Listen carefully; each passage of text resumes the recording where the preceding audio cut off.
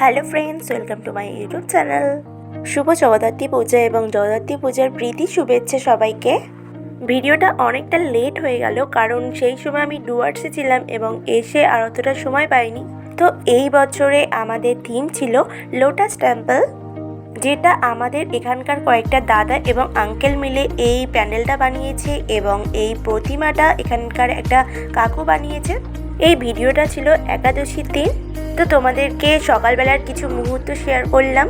এবার আসছি রাত্রের বেলা কেমন লাগে। দেখো লাইটিংয়ের সাথে মণ্ডপটা এবং থিমটা কত সুন্দর ম্যাচ খেয়েছে, এক কথায় দারুণ লাগছিল। দেখো এই সাইডে তিনটে কি সুন্দর থিম বানিয়েছে এখানকার একটা আঙ্কেলই। প্রতি বছর কয়েকশো লোক দেখতে আসে এই প্যান্ডেল। তো তোমরাও নেক্সট ইয়ার থেকে এখানে ঠাকুর দেখতে আসতে পারো। আমাদের এখানে জগদ্ধাত্রী পূজা হয় নবমী তিথি ধরে এবং নবমী থেকে 4 থেকে 5 দিন আমাদের এই ঠাকুরটা থাকে। তো তোমরা কমেন্টে জানিও আমাদের এই থিম এবং আমাদের মায়ের প্রতিমাকে কেমন লাগলো তোমাদের।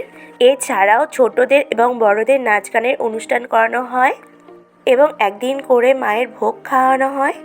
তো তোমরা কমেন্টে জানিও যে তোমরা এর পরের বছর কারা কারা আসতে চাও, তাহলে আমাদের লোকেশনটা আমি শেয়ার করে দেব। আমি শেয়ার করে দিচ্ছি এর আগের বছরে কি ধরনের প্যান্ডেল হয়েছে, তো তোমরা পজ করে অবশ্যই দেখে নিতে পারো।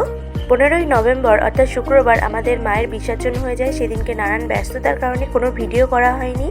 তো আজকে ভিডিওটা কেমন লাগলো অবশ্যই কমেন্টে জানিও, আর ভালো লাগলে একটা লাইক করে দিও, আর অবশ্যই আমার চ্যানেলটা যদি কেউ নতুন থেকে থাকো তাহলে সাবস্ক্রাইব করে দিও। তো আজকের মতন টাটা।